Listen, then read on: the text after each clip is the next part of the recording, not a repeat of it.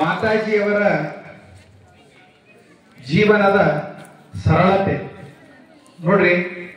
ಇವತ್ತು ನಾವು ಅನೇಕ ಮಠಮಾನ್ಯಗಳಿಗೆ ಹೋದ್ರೆ ಸ್ವಾಮೀಜಿಗಳು ಆಗಿರ್ತಕ್ಕಂಥವ್ರು ಇರಬಹುದು, ಗುರುಗಳ ಸ್ಥಾನದಲ್ಲಿರ್ತಕ್ಕಂಥವರು ಎಂತೆಂತಹ ಸೌಲಭ್ಯಗಳನ್ನ ಪಡೆದು ಜೀವನವನ್ನ ಮಾಡ್ತಾ ಇದ್ದಾರೆ ಅಂತಕ್ಕಂತಹದ್ದನ್ನ ನಾವು ನೋಡ್ತೀವಿ. ಸಣ್ಣ ಉದಾಹರಣೆ, ಬಹುತೇಕ 1998-99 ಇರಬಹುದು. ಮಾತಾಜಿಯವರು ಹಳೆಯ ಏನು ಧ್ಯಾನದ ಕೋಣೆಯಲ್ಲಿ ಧ್ಯಾನಾಸಕ್ತರಾಗಿರ್ತಾ ಇದ್ರು. ಒಂದು ಸರಿ ಮಾತಾಜಿಯವರು ಹೇಳಿದ್ರು, ಶಿವಯ್ಯನವ್ರಿಗೆ ಹೇಳಿದ್ರು, ಆ ಹೊಸ್ತಿಲು ತೂತುಗಳು ಬಿದ್ದು ಮಾತಾಜಿಯವರು ಧ್ಯಾನ ಮಾಡುವಾಗ ಆ ಇಲಿಗಳು ಅಂತಕ್ಕಂಥದ್ದು ಮೈಯೆಲ್ಲ ಓಡಾಡ್ತಿದ್ವು ಅಂತ. తెలుగుదొరికిపోదు అమ్మగారు ధ్యానం చేస్తుంటే ಪೇನಿಂದ ಎಲ್ಕಲ್ಲು ಹುಡುಕಾಡ್ಕೊಂಡೆ. ಅಂತಹ ಸಂದರ್ಭದಲ್ಲಿ ಮಾತಾಜಿ ಅವರು ಹೇಳಿದ್ರು, ಆ ಹೊಸ್ತಿಲನ್ನ ರಿಪೇರಿ ಮಾಡಬೇಕು ಅಂತ. ಅದು ಒಂದು ಅವಕಾಶ ನಮ್ಮ ದೋಸ್ತ ಒಬ್ರು ರಾಘವಲ್ ಅಂತಿದ್ರು, ಅವರು ನಾವು ಕೂಡಿಕೊಂಡು ಬಂದಿವಿ. ಬರುವಾಗ ಆ ಹೊಸ್ತಿಲು ರಿಪೇರಿ ಮಾಡ್ಲಕ್ಕ ಆ ಹಲಿಗೆ ಅವೆಲ್ಲ ತೆಗೆದುಕೊಂಡು ಬಂದಿದ್ದೀವಿ, ಪ್ಲಸ್ ಎಲ್ಸಿಲ್ ಅಂತಕ್ಕಂಥದ್ದು ತಂದಿದ್ದೀವಿ. ಮಾತಾಜಿ ಅವರು ಹೊರಗಡೆ ಬಂದ್ರು. ನಾವು 3-4 ಜನ ಇದ್ದೀವಿ ನಮ್ಮ ದೋಸ್ತರು. ನಾವು ಹೇಳಿದ್ರು ಅಮ್ಮವರು, ಏನಿಲ್ಲಪ್ಪ, ಈ ಇಲಿ ಮಹಾರಾಜರು ನನ್ನ ಬಲ್ಲಿಗೆ ಬರ್ಲಾರ್ದಂಗೆ ಸ್ವಲ್ಪ ತಡಿಬೇಕು ಅಷ್ಟೇ ಅಂದು. ಆಯ್ತಮ್ಮ, ಇದು ಚಲೋ ಹೊಸ್ತಲ ಸಾಗವಾನಿದು ಅಂತದ್ದು ಕೂಡಿಸ್ಬೇಕು ಅಂತ ನಾವು ಅಂದಿದ್ವಿ. ಅಮ್ಮವ್ರು ಏನಂದ್ರು, ಅದಕ್ಕೆಲ್ಲ ದುಡ್ಡು ಯಾಕೆ ಖರ್ಚು ಮಾಡ್ಬೇಕಪ್ಪ, ಈ ತೂತುಗಳವಲ್ಲ ಅದು ಎಮ್ಸಿದು ಹಿಂಗ್ ಕಲಿಸ್ಬೇಕು, ಕಲಿಸಿ ಮೆತ್ತಿದ್ರೆ ಸಾಕು, ಅದಕ್ಕೆ ರೊಕ್ಕ ಯಾಕೆ ಖರ್ಚು ಮಾಡ್ಬೇಕು ಅಂತಕ್ಕಂತಹ ಮಾತನ್ನ ಮಾತಾಜಿಯವರು ಹೇಳಿದ್ದು ನಮಗೆ ಇಂದಿಗೂ ಒಂದು ನೆನಪು.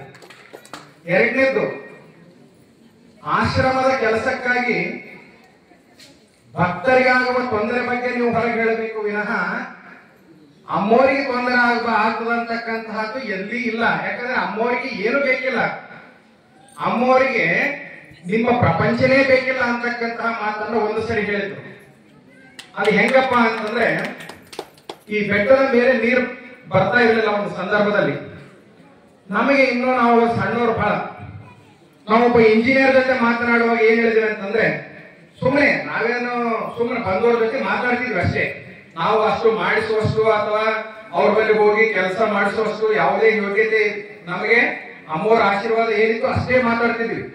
ಅವ್ರಿಗೆ ಒಂದು ಮಾತು ಹೇಳಿದ್ವಿ, ಸರ್ ಅಮ್ಮೋರಿಗೆ ಸ್ನಾನಕ್ಕೆ ನೀರು ಮಾತ್ರ ಬೇಕು, ನೀರಿನ ತೊಂದರೆ ಬಹಳ ಆಗ್ಯದ, ಸ್ವಲ್ಪ ಬೇಗ ನೀರು ಮಾಡಿಸ್ಕೊಡ್ರಿ ಅಂತ ನಾವು ಮನವಿಟ್ಟಿವಿ.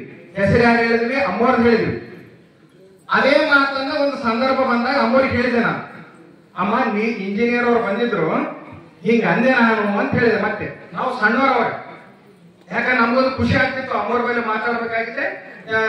ಇಲ್ಲಿದ್ದವ್ರಿಗೆ ಕೆಲವೆಲ್ಲರಿಗೆ ಗೊತ್ತದ, ನಾವು ಖುಷಿಯಿಂದ ಮಾತಾಡ್ತಿದ್ವಿ. ಅವಾಗ ಅಮ್ಮವ್ರು ಹೇಳಿದ್ರು, ಹಂಗ ಹೇಳ್ಬಾರ್ದು ಕೃಷ್ಣಾರೆಡ್ಡಿ, ಅಮ್ಮವ್ರಿಗೆ ನೀರ್ ಬೇಕೇನು ಅಂತ ಪ್ರಶ್ನೆ ಕೇಳಿದ್ರು ನನಗೆ. ಅವಾಗ ನನಗ ಮನಸ್ಸಿಗೆ ಅನ್ಸಿತ್ತು, ಇಲ್ಲ ಅಮ್ಮ ಬೇಕಿಲ್ಲ. ಅಮ್ಮವ್ರಿಗೆ ನೀರ್ ಯಾಕೆ ಬೇಕು, ಅಮ್ಮವ್ರಿಗೆ ಸ್ನಾನ ಯಾಕೆ ಬೇಕು, ಅವ್ ಇರ್ಲಿಕ್ಕೆ ಅಮ್ಮವ್ರು ಇಲ್ಲಿ ಇರ್ತಾರ ಇಲ್ಲ ಅಂತಕ್ಕಂಥದ್ದು ಪ್ರಶ್ನೆ ನನಗೆ ಕೇಳಿದ್ರು.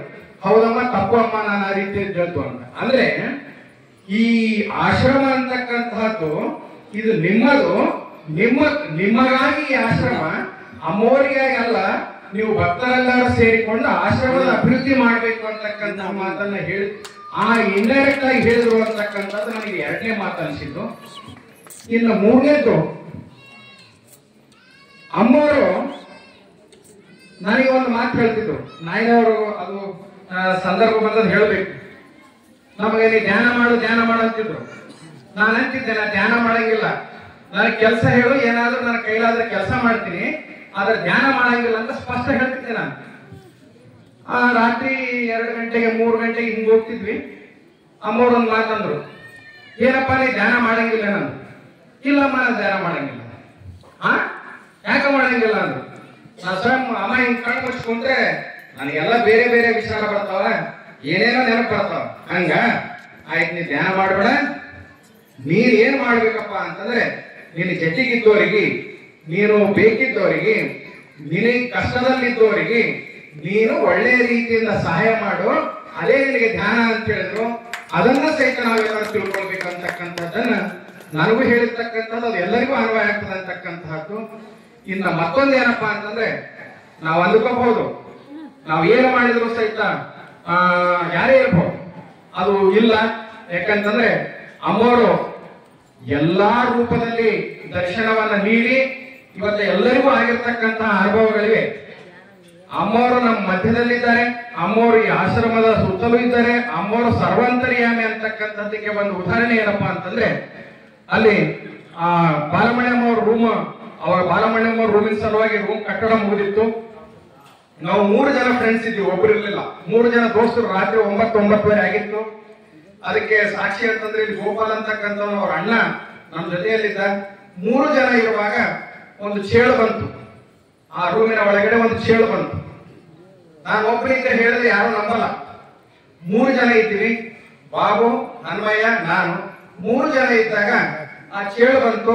ಆ ರೂಮಿನಲ್ಲಿ ಯಾವುದೇ ತರಹದ ಒಂದು ಸಣ್ಣ ಹೋಲ್ಗೂ ಸಹಿತ ಇರಲಿಲ್ಲ. ಅಂತಹ ಸಂದರ್ಭದಲ್ಲಿ ನಮ್ಮ ದೋಸ್ತ ಏನ್ ಮಾಡಿದ, ಆ ಬ್ಯಾಟ್ರಿ ಇತ್ತಲ್ಲೊಂದು ಬ್ಯಾಟ್ರಿ ತಗೊಂಡದ ಅದನ್ನ ಹೊಡೆಯಕ್ ಹೋದ. ನಾನ್ ಹೇಳಿದೆ ಬೇಡ, ಅದು ಚೇಳನ್ನ ನಾವು ಹೊರಗಡೆ ಹಾಕೋಣ ಅಂತಕ್ಕಂಥದ್ದು ಹೇಳಿದೆ.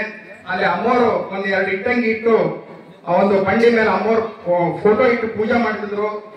ಅಲ್ಲಿ ಊದ್ಬತ್ತಿ ಪೂಡಿ ಇದ್ದವು, ಆದ್ರೆ ಕೆಳಗಡೆ ಚೇಳು ಹೋಯ್ತು. ಅದಾದ ನಂತರ ನಾವು ಎಲ್ಲ ತೆಗೆದ್ವಿ. ಆ 3 ಜನರಿಗೆ ನಮಗೆ ಚೇಳೇ ಸಿಗ್ಲಿಲ್ಲ. ಅಂದ್ರೆ ಅಮ್ಮೋರು ಯಾವುದೇ ರೂಪದಲ್ಲಿ ನಮಗೆ ದರ್ಶನವನ್ನ ಕೊಡ್ತಾರೆ, ಅದನ್ನ ಅಷ್ಟಕ್ಕೆ ಬಿಡ್ಲಿಲ್ಲ ನಾನು.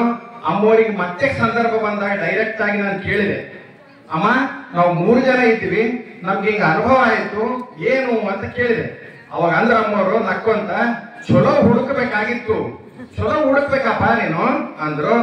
ಇಂಥವು ನಮ್ಮ ಜೀವನದಲ್ಲಿ ಏನೋ ನಮ್ಮ ಪೂರ್ವಜನ್ಮದ ಪುಣ್ಯನೋ ಅಥವಾ ಅದು ಏನದೋ ಎಲ್ಲರೂ ನಾವೆಲ್ಲರೂ ಇಲ್ಲಿ ಕುಂತೀವಿ ಅಂತಂದ್ರೆ, ಈ ಆಶ್ರಮಕ್ಕೆ ಬರಬೇಕಾಗಿದ್ರೆ ನಿಮ್ಮ ಪೂರ್ವಜನ್ಮದ ಪುಣ್ಯ ಇದ್ರೆ ಮಾತ್ರ ಬರ್ತೀರಿ ಅಂತಕ್ಕಂತಹ ಮಾತನ್ನ ಮಾತಾಜಿಯವರು ಅನೇಕ ಸಾರಿ ಹೇಳಿದ್ರು.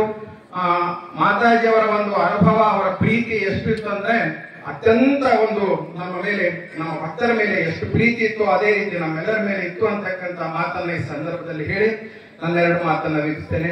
ಮಾತಾಜಿಯವರ ಪಾದಗಳಿಗೆ ಮತ್ತೊಮ್ಮೆ ಶಿರಸಾಷ್ಟಾಂಗ ನಮಸ್ಕಾರಗಳನ್ನ ಸಲ್ಲಿಸಿ ಅವರ ಆಶೀರ್ವಾದವನ್ನು ನಾನು ಸದಾ ಬೇಡುತ್ತೇನೆ.